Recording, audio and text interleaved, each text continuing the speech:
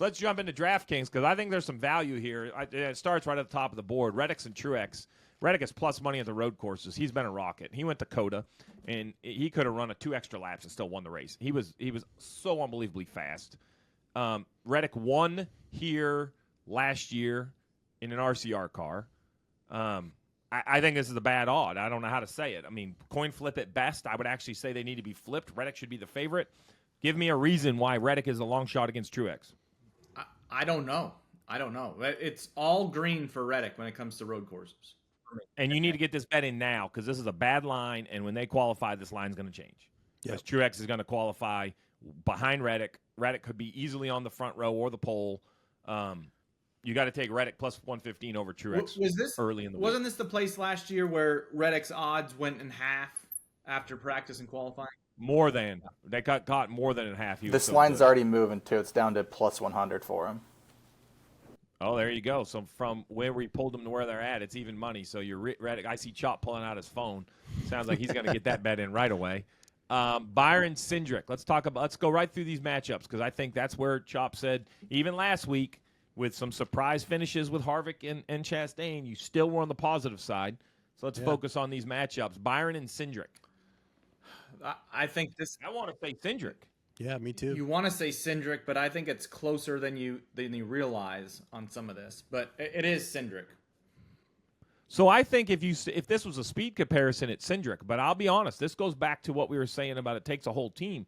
Byron's won 4 races this year. Rudy Fugels knows how to manage a race. You remember when the curb exploded the first year at Indy, he was running pretty good. It cost him a finish there. Like, I say all that because I do think Cindric's going to be faster and probably run a little better, but I think Byron's team knows how to execute great races. So I think this is a little more coin flip than you think. Now you get also it looks like all of these matchups have been moving since last night because it's now even. For even, I'm not taking Cindric over Byron at both minus 115. Buscher and Bell. The numbers are going to say Buscher. Buscher. The books don't give him credit, but the all numbers green? are going to say Buscher. It's basically all green with the exception of Bell winning the Roval last year. Yeah, and that was in a playoff race. I think that's another one. I'm taking Buscher. I'm riding the hot hand. I'm the guy, when you have 7 reds in the roulette table and everybody's stacking on black, I'm that other guy. I'm like, well, I guess it's going to go red again then. Dinger and Busch, I'm going to tell you right now, I'm avoiding this one with a 10-foot pole because I think Dinger is going to be faster, and I think Busch will probably out-execute that team. What were you going to say, Professor? I go Busch, actually, on this one. Yeah, so and I can't go against Dinger here because he could easily come a win and punch you right in the nose.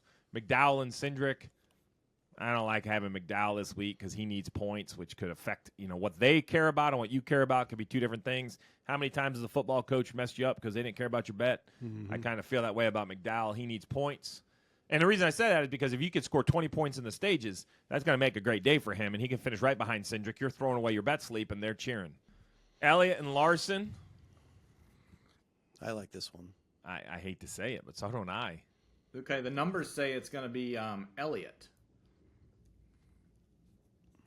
I believe that, but Not once year. again, he's 55 points behind. So for the same reason I don't like McDowell, I actually like Elliott because I think that Allen and Chase are going to – now listen, when I say they're going to try to win, I don't mean Hail Marys. They're not going to stay out there with no gas, run out of gas, do something dumb.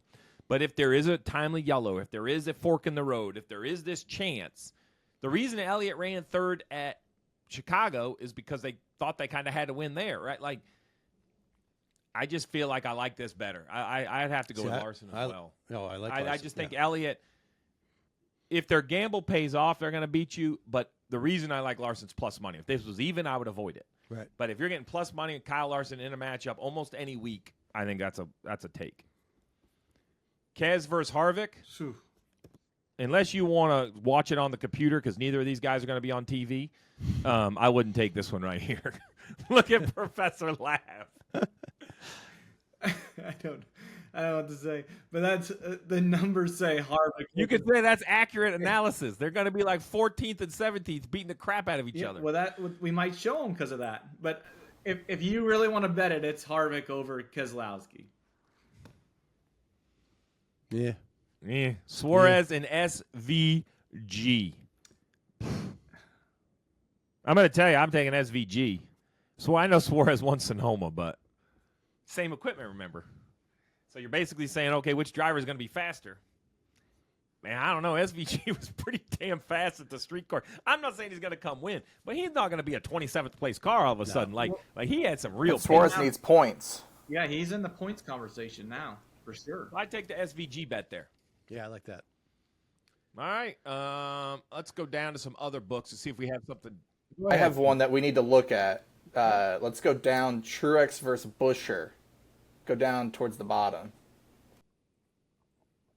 Oh, that's Buscher. Take it right now. Is that odds still around? Yes, it's still there. All right, so on another book, there's a Buscher plus 190 against Truex at minus 250. Take Buscher right now. Now, look, Truex could beat him, but plus 190? I give it a coin flip. Buscher and Truex at the road courses, coin flip. What do the stats say, Professor? Oh, this is Buscher. So the stats don't even say coin flip. Yeah. Wow. Yeah, this is if we're not at Sonoma. Somebody knows something. This, or they think they know but this is something on why Truex. this pod exists. This pod exists because, the books. How many handicappers do we think the NFL has? I mean, there's got to be hundreds in the books. I'm saying. I'm not talking even for us. I'm talking about on the casino side, right? College football, like these major bet sports have thousands of people grinding over the numbers. There's just no. How often do you see a bad line in football? Not very often. I mean, I've lost more basketball games by half a point, right? So I say that because, in 5 years, this odds not like in 5 years the professor is going to be on the dark side, setting these lines, killing us. So, I mean, the professor says it's Buscher. He's plus 190. That's a good bet with a bad line. Take it early and cash in. Do you hammer it? Absolutely. If you're not going to hammer that, don't bet. Yeah, that's about as good as it gets. I mean, that's my point. My point is, if you're not going to hammer that, then never have a hammer bet, and that's totally okay for the fan listening.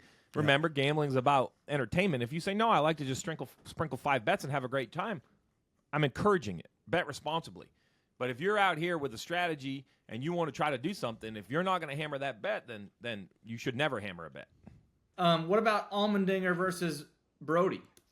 All right, so Almondinger and Kostecki, listen, it'd be an uneducated guess. I don't know. I don't know how Brody's going to be. Yeah, but we just talked about Almondinger could win here, and you said that no guy is going to come in here again and kick him in the teeth. Right. Okay. I mean, yeah, if you're asking my opinion, I'd take Almondinger over Kostecki all day long. Okay.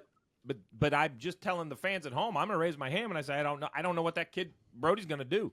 Like, I feel very good that Almondinger is going to run somewhere inside the top 10. I don't know what Brody's going to do. So I can't be an analyst. Like, I'm not – I guess my point is we're going to come on here and handicap with real stats and real opinions, and I have an opinion. It's Almondinger, but I have no proof to have any idea what Kostecki's going to do. So I don't think it's a crazy bet. But it's one of those that I pay attention to because if Kostecki goes out in practice and he's rolling like SVG was, this is one you might bet the other side and lose the juice and just get out of the bet.